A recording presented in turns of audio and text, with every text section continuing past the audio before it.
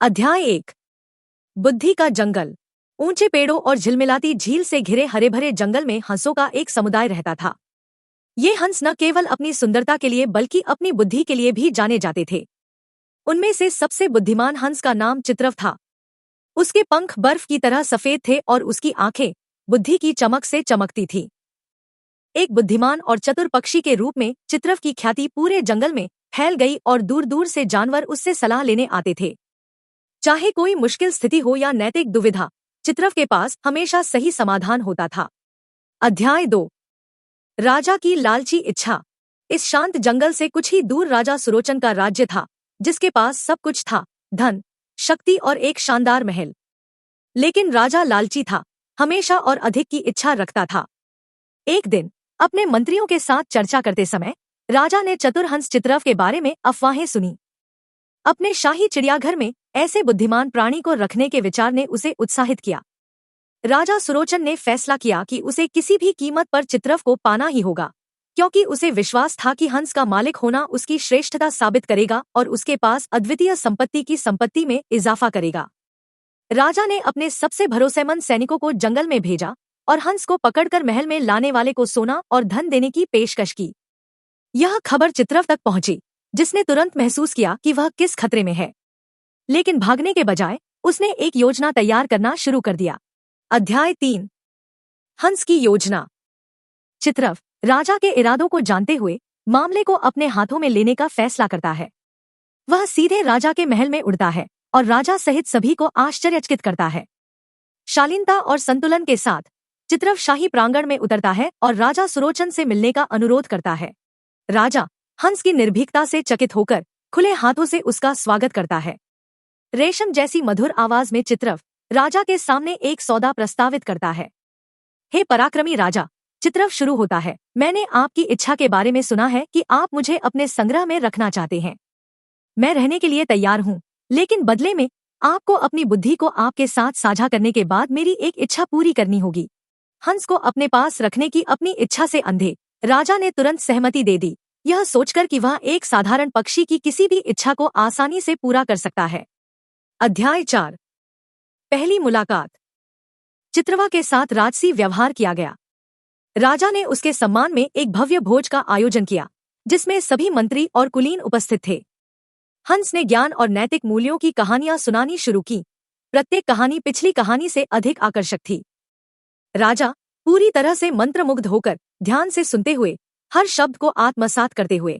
कहानियों के बाद राजा अपने वादे को पूरा करने के लिए उत्सुक चित्रवा से पूछा कि उसकी क्या इच्छा है।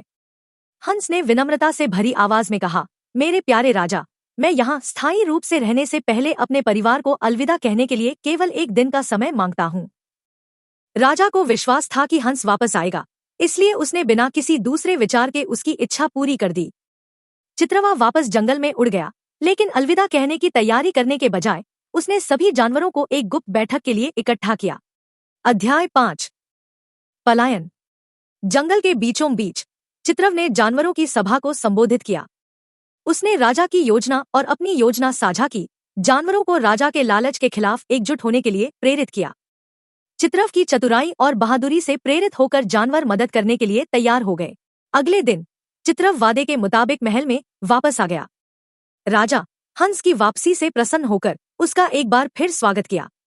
फिर चित्रव बोला, हे बुद्धिमान राजा, जंगल में वापस जाते समय मैंने कुछ उल्लेखनीय खोज की। जंगल के भीतर एक छिपा हुआ खजाना। यह खजाना किसी भी कल्पना से परे है। हालांकि यह एक शक्तिशाली आत्मा द्वारा संरक्षित है, जो केवल सबसे महान और निस्वार्थ राजा को ही प्रवेश करने की अनुमति देती है। मैं आपको रास्ता दिखा सकता हूँ, यदि आप बाद में मुझे रिहा करने का वादा करते हैं। राजा अपने अतृप्त लालच से प्रेरित होकर तुरंत सहमत हो गया, खजाने को अपने लिए लेने के लिए उत्सुक था। अध्याय 6। हंस की चतुर चाल। चित्रवा राजा और उसके सैनिकों को घने जंगल में ले गया। रास्ता घुमावदार और बाधाओं से भरा था, लेकिन लालच में अंधे राजा ने कठिनाइयों पर ध्यान नहीं दिया।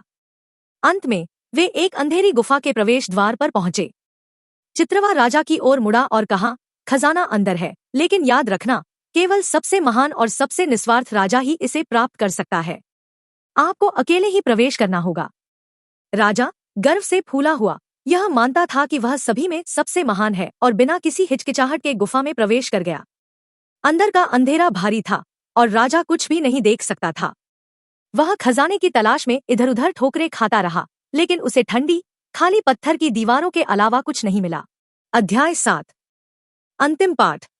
गुफा के बाहर चित्रव धैर्यपूर्वक प्रतीक्षा कर रहा था। जब राजा अंततः निराश और खाली हाथ बाहर आया तो हंस ने शांति से कहा, हे राजा, आप जो खजाना खोज रहे हैं वह सोना या रत्न नहीं है। सच्चा धन ज्ञान, करुणा और संतोष में निहित है। लालच केवल अंधकार की ओर ले जाता है, जैसा कि आपने अभी अनुभव किया है। चित्रव के शब्दों में सच्चाई से चकित राजा को अपनी मूर्खता का एहसास हुआ। वह धन की अपनी इच्छा में इतना अंधा हो गया था कि वह यह भूल गया था कि वास्तव में क्या मायने रखता है। वह विनम्र होकर अपने घुटनों पर गिर गया और हंस से क्षमा मांगी। अध्याय 8। कहानी का नैतिक पक्ष। चित्रव, चतुर हंस और लालची राजा की कहानी पूरे देश में फैल गई। यह कहानी सुनने वाले सभी लोगों के लिए एक सबक बन गई, जिसने सिखाया कि सच्ची बुद्धिमत्ता अपनी बुद्धि का उपयोग अधिक से अधिक अच्छे के लिए करना है और लालच, चाहे कितना भी शक्तिशाली क्यों न हो, हमेशा पतन की ओर ले जाता है।